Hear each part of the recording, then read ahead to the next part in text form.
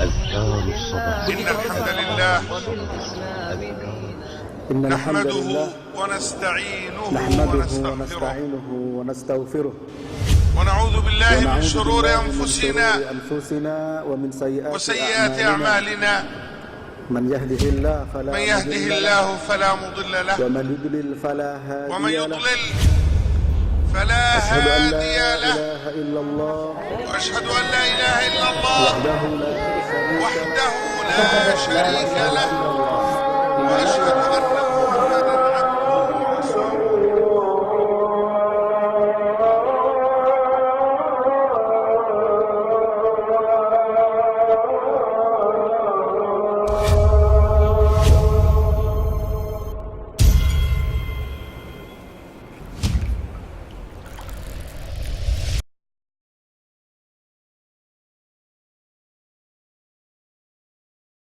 Alhamdulillah, wassalatu wassalamu ala rasulillah wa ala alih wa sahbih wa man tabi'a bihudah ila yaumi la raiba fih. Kaum muslimin dan kaum muslimat yang dirahmati oleh Allah subhanahu wa ta'ala, apakah Anda membutuhkan orang-orang yang berkarakter untuk bangsa ini?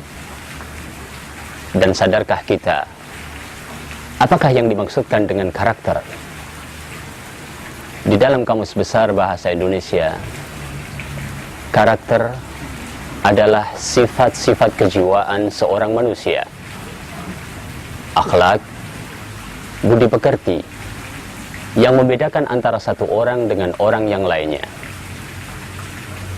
Dan di dalam syariatul Islam, kita lebih mengenalnya sebagai al-akhlak, atau bentuk pluralnya adalah al-khuluq. Ibnu Manzur misalnya, di dalam Lisanul Arab menjelaskan bahwa al-khuluq adalah suratul insan al-batinah, wahya nafsuhu wa awsafuha wa ma'aniha al-mukhtasah biha, yaitu gambaran batin seseorang, yaitu jiwanya, sifat-sifatnya, dan seluruh makna-makna kekhususan yang melekat padanya. Dan dikatakan oleh Al-Jahid di dalam Tahdhibul Akhlaq bahwa akhlak adalah sesuatu yang terbentuk teramat kuat di dalam jiwa seseorang, sehingga menimbulkan sebuah tingkah laku tidak perlu lagi dipikirkan dan tidak perlu lagi dibuat kesengajaan-kesengajaan tertentu. Membentuk akhlak atau karakter adalah tugas bersama dan merupakan misi besar Nabiullah Muhammad sallallahu alaihi wasallam. Di dalam sebuah hadis, Rasulullah sallallahu alaihi wasallam bersabda, "Innama bu'ithu liutammima salihal akhlaq." Sesungguhnya aku diutus untuk menyempurnakan akhlak yang mulia.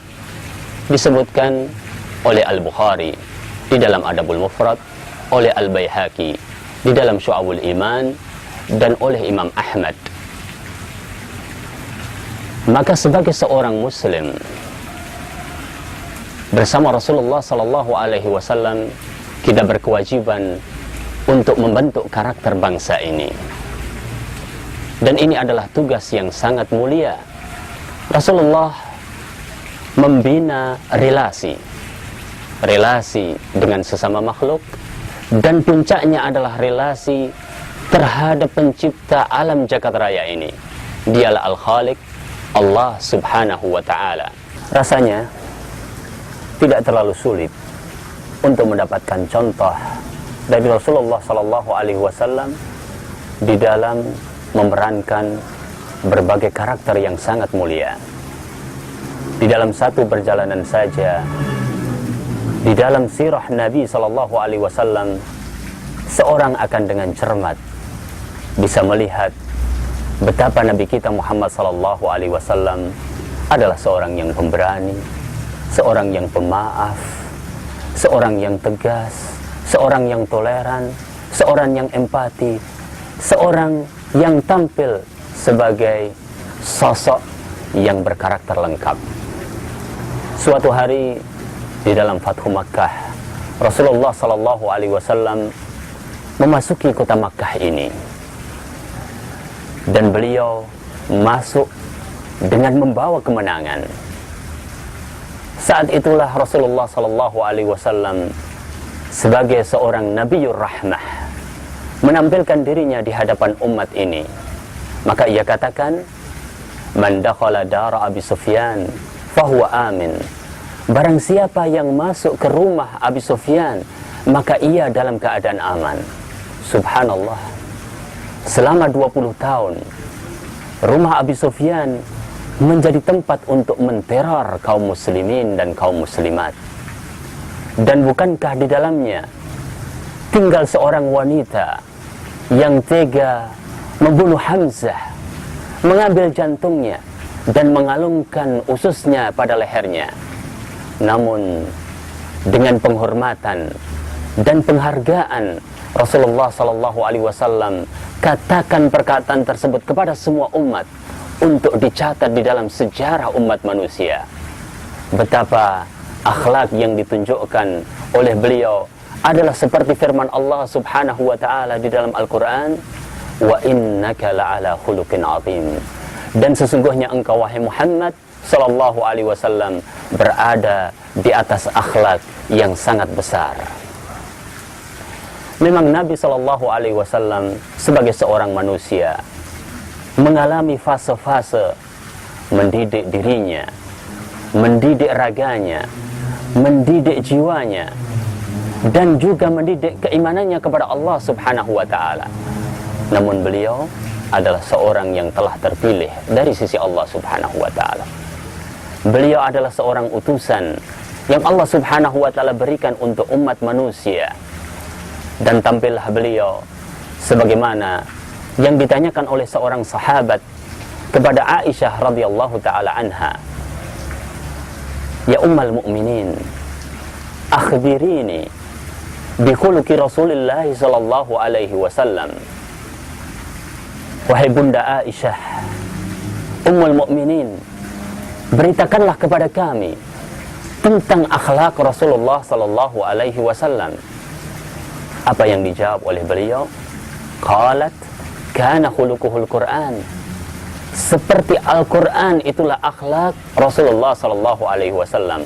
Di dalam riwayat Ahmad rahimahullahu taala, beliau adalah seorang pendidik yang berkarakter lengkap, dan beliau tahu bagaimana harus mendidik umat ini. Beliau bukanlah seorang yang tidak dengan apapun, akan tapi beliau adalah seorang yang tampil dengan wahyu Allah Subhanahu wa taala. Di dalam hadis yang lain diriwayatkan oleh Imam Muslim rahimahullahu taala, beliau mengatakan, "Innallaha ta'ala lam yab'athni mu'annitan wala muta'annitan, walakin ba'athani mu'alliman muyassira." Sesungguhnya Allah Subhanahu wa taala tidak mengutusku sebagai seorang yang mempersulit. Dia juga tidak mengutusku sebagai seorang yang berkeras kepala, tetapi dia mengutusku sebagai seorang pendidik, sebagai seorang guru, sebagai seorang muallim, dan sebagai seorang yang memberikan kemudahan. Subhanallah, amat agung tuntunan kita dan teladan kita Muhammad sallallahu alaihi wasallam. Dari proses pembentukan karakter yang dilakukan oleh Rasulullah sallallahu alaihi wasallam, terbentuklah manusia-manusia pilihan. Di dalam satu kesempatan Rasulullah sallallahu alaihi wasallam menyebutkan tentang beberapa sahabat. Kata beliau, "Yang paling menyayangi umatku adalah Abu Bakar As-Siddiq radhiyallahu taala anhu. Yang paling tegap di dalam menegakkan kebenaran adalah Umar bin Khattab radhiyallahu taala anhu. Dan yang paling benar malunya adalah Utsman bin Affan radhiyallahu taala anhu. Yang paling ahli di dalam membaca Al-Quran adalah Ubay bin Ka'ab. yang paling ahli di dalam ilmu faraid adalah Zaid ibn Thabit. Yang paling mengetahui antara perkara yang halal dengan perkara yang haram adalah Mu'ad ibn Jabal. Dan ketahuilah bahwa setiap umat mempunyai orang yang sangat dipercaya. Dan apakah kalian mengetahui bahwa orang yang dipercaya dari kalangan umatku adalah Abu Ubaidah Ibnul Jarrah radhiyallahu taala anhum. Hadis ini diriwayatkan oleh Imam At-Tirmidzi. Sederetan nama disebutkan oleh Rasulullah sallallahu alaihi wasallam. Dan tidak lain itu adalah legitimasi dari Nabi kita terhadap mereka, orang-orang yang diketahui dengan cermat oleh beliau potensi masing-masing dan dididik dengan tarbiyah imaniyah dan dengan tarbiyah ala Rasulullah sallallahu alaihi wasallam. Jadilah mereka adalah orang-orang nomor satu di dalam bidangnya. Bagaimana ini bisa terjadi? Dan kapan Rasulullah sallallahu alaihi wasallam memulainya? Rasulullah sallallahu alaihi wasallam memulai pendidikan sejak dini. Bahkan di dalam global Islam disebutkan pendidikan seseorang dimulai semenjak seorang itu berada di dalam kandungan. Ingat para nabi ketika berdoa meminta kepada Allah subhanahu wa ta'ala tentang keturunan-keturunan yang saleh. Rabbi habli min ladunka dzurriyyatan thayyibah. Wahai Rabbku, berikanlah kepadaku keturunan yang baik-baik. Inilah yang dilakukan di dalam Islam. Tidak fase kehidupan pun kecuali ada masa untuk mendidik. Tidak terlewatkan. Seorang sebelum lahir, ketika sudah lahir, menjadi seorang bayi, tumbuh menjadi remaja, dewasa, hingga tua, tidak berhenti pendidikan kepadanya, hingga ajal menjemputnya. Rasulullah SAW pun melakukan tahapan-tahapan tertentu. Dan para ulama tarbiyah, mereka mencoba mengkaji apakah yang dimaksudkan dengan tahapan-tahapan yang dilalui oleh Rasulullah SAW. Ada masa di Makkah, ada masa di Madinah, ada masa menanam, ada masa menuai. Benarkah Rasulullah SAW menanam? Wallahu ta'ala a'lam. Nampaknya demikian. Rasulullah SAW suatu hari didatangi oleh salah seorang pemuda, sebagaimana diriwayatkan oleh Abu Umamah. Pemuda ini berada di hadapan Rasulullah SAW dan dengan lugunya berkata kepada beliau SAW, "Ya Rasulullah, i'dzanni bizina."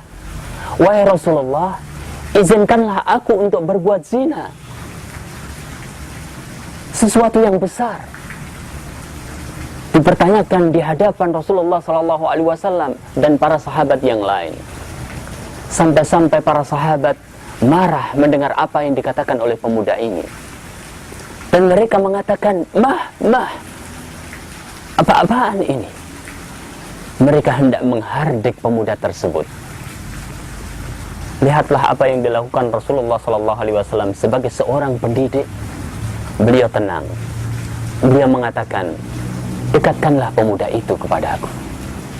Maka pemuda ini pun mendekat kepada Rasulullah SAW dan duduk di hadapan Rasulullah SAW, dan mulailah aksi seorang pendidik Muhammad SAW. Sentuhan kalbu dan tangan beliau mencapai sedikit demi sedikit ke dalam kalbu pemuda ini.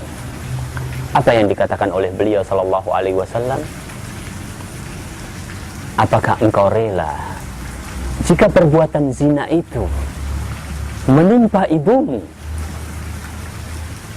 Maka spontan pemuda itu mengatakan, la, tidak. Semoga aku menjadi tebusanmu, wahai Rasulullah SAW. Aku tidak rela perbuatan zina itu menimpa ibuku.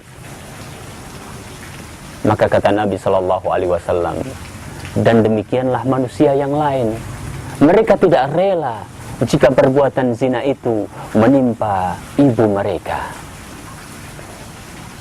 Mulailah ia berpikir. Namun Rasulullah Shallallahu Alaihi Wasallam kembali menanamkan pada hatinya yang paling dalam. Kata Nabi Shallallahu Alaihi Wasallam, apakah engkau rela jika perbuatan zina itu menimpa putrimu? Ia katakan, tidak ya Rasulullah, semoga aku menjadi tebusanmu. Kata beliau, dan demikian pula manusia, mereka tidak akan rela jika perbuatan zina itu menimpa putri mereka. Putri yang cantik, putri yang dipelihara sejak kecil, putri yang dengan segala daya dan upaya dijaga, kemudian terjadi perbuatan zina padanya, sungguh mereka tidak akan rela. Nabi Shallallahu Alaihi Wasallam pun meneruskan dengan mengatakan, apakah engkau rela jika perbuatan zina itu menimpa saudara perempuanmu, menimpa bibimu dari pihak bapakmu, menimpa bibimu dari pihak ibumu? Dan setiap pertanyaan Nabi Shallallahu Alaihi Wasallam dijawab oleh pemuda itu, tidak ya Rasulullah, aku tidak akan rela, semoga aku menjadi tebusanmu.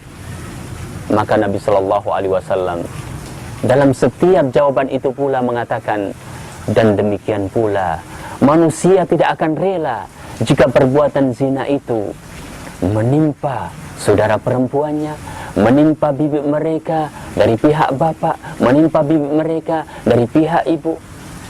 Sebuah perbuatan nista yang tidak mungkin diterima oleh seorang yang berakal sehat. Terakhir, Rasulullah Shallallahu Alaihi Wasallam pegang dada pemuda itu, dan Nabi Shallallahu Alaihi Wasallam mengatakan, Allahumma kfir dhanbahu wa tahhir qalbahu wa hassin farjahu. Ya Allah, ampunilah dosanya. Ya Allah, bersihkanlah hatinya. Ya Allah, jagalah kehormatannya. Sejak saat itu, pemuda itu tidak lagi menoleh kepada perbuatan-perbuatan keji yang tidak disukai oleh Allah Subhanahu wa Ta'ala. Hadis ini diriwayatkan oleh Imam Ahmad. Kaum muslimin dan kaum muslimat yang dirahmati oleh Allah Subhanahu wa Ta'ala, begitulah salah satu contoh ketika Rasulullah Sallallahu Alaihi Wasallam menanamkan di dalam kalbu seseorang sebuah keimanan, sebuah karakter, sebuah akhlak yang kemudian benar-benar membuahkan tingkah laku yang sangat berguna buat pemuda tersebut. Setelah menanam, Rasulullah Sallallahu Alaihi Wasallam ingin meyakinkan bahwa tarbiyah itu sampai kepada para sahabat. Maka Rasulullah Sallallahu Alaihi Wasallam pun menumbuhkan. Suatu hari, paman Rasulullah Sallallahu Alaihi Wasallam Al-Abbas menderita sakit. Di saat itu, beliau ingin memohon kepada Allah Subhanahu wa Ta'ala agar diberi kematian saja. Datang kepada beliau, Rasulullah Sallallahu Alaihi Wasallam memandanginya dan menaruh tangannya di atas dadanya. Kemudian beliau berkata, wahai paman Rasulullah Sallallahu Alaihi Wasallam, janganlah engkau mengharapkan kematian, karena jika engkau hidup, engkau akan bisa berbuat baik lebih banyak. Dan jika engkau tetap hidup, engkau akan bisa bertaubat dari sesuatu. Diriwayatkan oleh Al-Hakim. Kemudian Nabi Shallallahu Alaihi Wasallam di samping menumbuhkan juga melakukan sesuatu yang sifatnya adalah internalisasi di dalam diri seseorang. Nabi kembangkan itu pada para sahabat.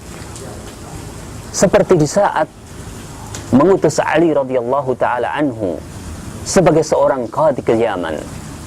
Saat itu sebagai seorang pemuda, Ali radhiyallahu taala anhu menyampaikan kepada Rasulullah sallallahu alaihi wasallam, "Ya Rasulullah, bagaimana mungkin engkau akan mengutusku sedangkan aku adalah orang yang tidak tahu banyak tentang ilmu peradilan. Sebuah motivasi dari beliau kepada Ali radhiyallahu ta'ala anhu. Kata beliau, pergilah dan Allah akan memantapkan lidahmu dan akan menunjuki hatimu. Saat itu Ali radhiyallahu ta'ala anhu kemudian berangkat ke Yaman dan mengatakan, semenjak Rasulullah sallallahu alaihi wasallam melakukannya padaku, aku tidak ragu lagi dan tidak sulit untuk memutuskan dari dua orang yang berselisih. Kaum muslimin dan kaum muslimat yang dirahmati oleh Allah Subhanahu wa taala. Terakhir Rasulullah sallallahu alaihi wasallam memantapkan. Apakah ini juga terjadi para sahabat? Wallahu taala a'lam. Tetapi kepercayaan diberikan kepada para sahabat melalui riwayat yang mengatakan, ambillah Al-Quran dari Abdullah ibnu Mas'ud, dari Salim mantan budak Hudzaifah, dari Ubay ibnu Ka'ab, dan dari Mu'ad ibnu Jabal. Sebuah kepercayaan dari Rasulullah sallallahu alaihi wasallam kepada 4 sahabat. Mereka bertugas untuk menyebarkan Al-Quran. Disinilah pendidikan karakter yang dilakukan oleh Rasulullah sallallahu alaihi wasallam. Dan Rasulullah sallallahu alaihi wasallam mengambil ruang lingkup secara menyeluruh. Al-mu'minul qawi afdalu wa ahabbu ila Allah ta'ala minal mu'minid dha'if. Diriwayatkan oleh Imam Ahmad. Seorang mukmin yang kuat lebih utama dan lebih disukai oleh Allah Subhanahu wa taala daripada seorang mukmin yang lemah. Kuat dalam hal apa? Kuat di dalam ilmunya, kuat di dalam raganya, kuat di dalam jiwanya, dan kuat di dalam segala makna kekuatan. Olah pikir, olah raga, olah jiwa, olah rasa, dan yang paling terpenting adalah iman. Sebagaimana Rasulullah sallallahu alaihi wasallam mengatakan, ala inna fil jasadi mudghatan idza saluha saluhal jasadu kulluh wa idza fasadal jasadu kulluh. Rawahul Bukhari. Ketahuilah, dalam diri seseorang itu ada segumpal daging. Apabila baik, baik seluruhnya, dan apabila rusak, rusak seluruhnya. Dan itu adalah hati seorang manusia. Apakah kita bisa mencapai yang dicapai oleh Rasulullah sallallahu alaihi wasallam? Mulailah dengan kecintaan kepada Rasulullah sallallahu alaihi wasallam dan akhirilah dengan ittiba, mengikuti Rasulullah sallallahu alaihi wasallam. Insyaallah kita akan bisa mencapainya. Fasaddidu wa qaribu wasta'inu bil ghudwati war raihati wa syai'in minad duljah. Dekatilah kesempurnaan, berlaku luruslah, dan beramallah di saat-saat bersemangat, di pagi hari, di petang hari, dan sedikit dari waktu malam. Itulah petunjuk Rasulullah sallallahu alaihi wasallam agar kita bisa mencapai apa yang dicapai oleh beliau sallallahu alaihi wasallam. Semakin kita cepat, maka insyaallah ta'ala semakin dekat target kita dan semakin kita bisa mengikuti jejak-jejak beliau sallallahu alaihi wasallam. Semoga bermanfaat. Aqulu qauli hadza subhanakallahumma bihamdik asyhadu an la ilaha illa anta astaghfiruka wa atubu ilaik. Wassalamu alaikum warahmatullahi wabarakatuh.